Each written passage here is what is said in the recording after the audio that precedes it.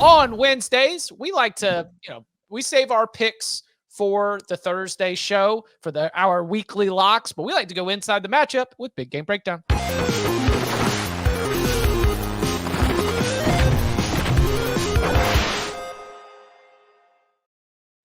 On Tuesday's CBS Sports Network show, you can check out as we went inside the matchup for Oregon and Illinois, your big time game on CBS.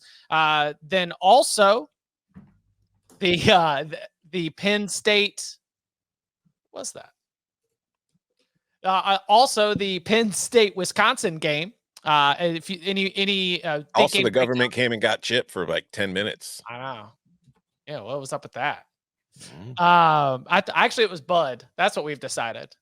Bud was doing a hostile takeover of the CBS Sports Network show.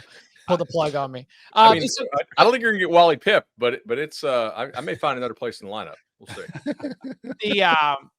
So go ahead and check that out over wherever you get your podcast or over on youtube.com/cover3 for the full CBS Sports Network show. So I thought we would begin Big Game Breakdown with a look at LSU at Texas A&M, because as we mentioned earlier when we were discussing Garrett Nussemeier, you look up as we get ready to turn the calendar to November, and LSU has not lost since that season opener.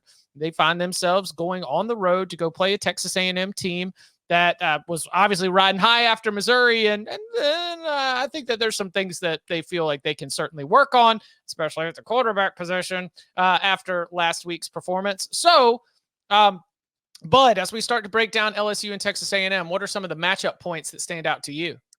So ultimately, I think we need to figure out which quarterback is A&M going to get, like the Wegman that we saw last week, or the Wegman who we saw play basically flawless football against Missouri, or the Wegman who we saw play pretty poorly against Notre Dame. So we kind of have like one really bad game, one just lights out flawless game, and one game that was just sort of like he wasn't special last week against Mississippi State. If he hits more throws, if he moves a little better in the pocket, then I think they probably dust Mississippi State a little bit earlier than they were able to put that game away. Like, to me, that's huge. It's no longer controversial for me to say for the fourth week in a row that LSU's defense is better without Harold Perkins, but it is. Like, not controversial, but it actually is better without Harold Perkins. And that's not us knocking Harold Perkins. They're able to play the personnel on the field that they want to play. Some of these younger guys for LSU have done a pretty good job of stepping up in recent weeks on the defensive line. So I like that a lot. One question I would have, though, is just back-to-back real, like, all-out wars for LSU. Mm-hmm. And I know the Arkansas game, it ended up okay, but that's not an easy game to go play, right? Like it didn't feel like 34-10 the entire time. And they played a lot of snaps against Ole Miss. Like, how much juice does this relatively thin LSU defense still have in it? That's a good point. That's the kind of question I would have. Off week on the other side of this before they come back for Bama. I haven't counted how many games in a row we're at here. I saw Scorton got hurt, right? Against Mississippi State, I believe. Where was this at? Yeah, on Saturday. I'm going through my notes here that I take on games. LSU already had one off week, the 5th, so we're not dealing with a crazy 6 or 7 in a row. Yeah, 5:41 p.m. I have in my log. Scorton limping badly for the Aggies. So that would have been what, like, did he come back in the game? I don't know, chat, if you want to tell me if he came back in. They were dehydrated, cramping, sick. Okay, so hopefully he's good. Nussemeier's pocket movement in the last two games has been like, he's made a lot of money, I think, with that. With all the pressure that Ole Miss got and Arkansas got some pressure, 0 sacks. He's avoided the pressure pretty well. He's played pretty well with guys around him. That's going to be key because A&M has real pass rushers. This is a real road environment, even better than what Arkansas has. I'm a little worried for LSU here, but there's obviously a lot of things to like.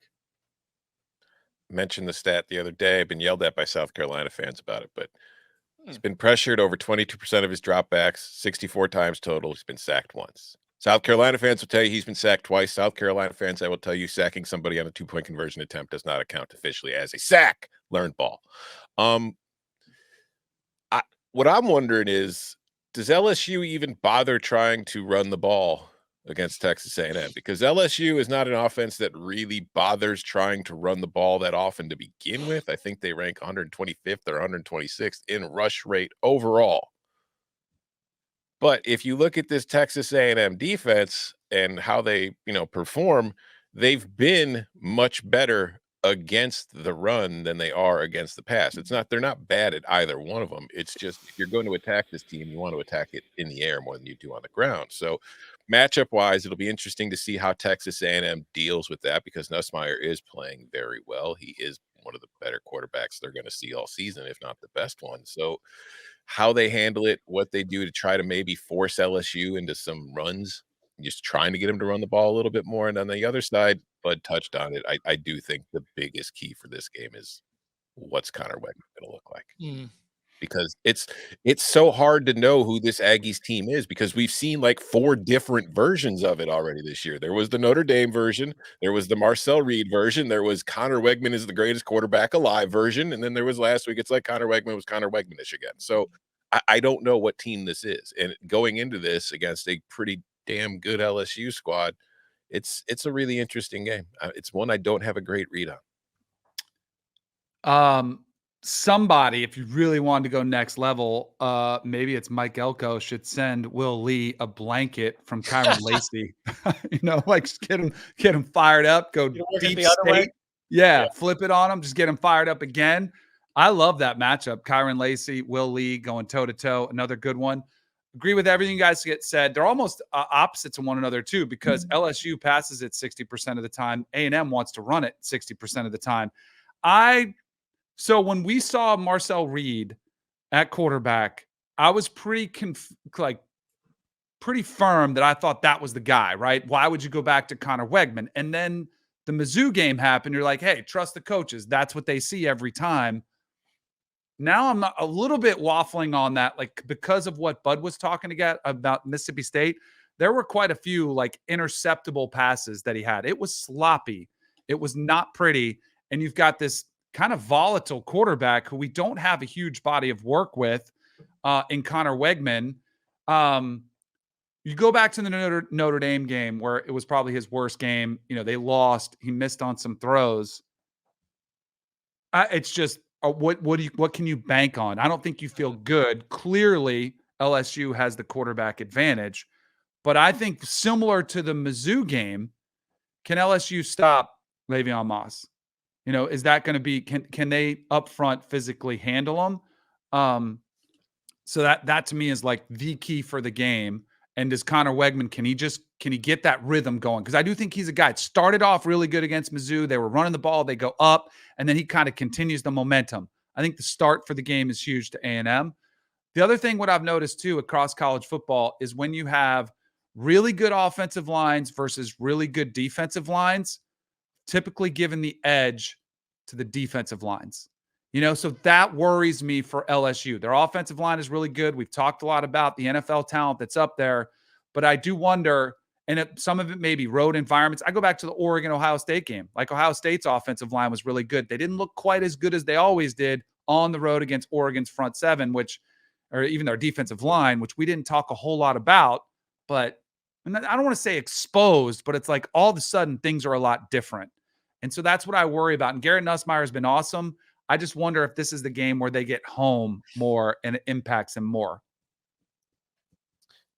Do you think that what they are like, Bud, you mentioned that they're playing a lot harder, everything that we've seen in terms of the adjustment, like Tom, Danny, do y'all agree? Are you buying this LSU defense has gotten better? Like the secondary is still hit or miss, but the front seven is playing much better.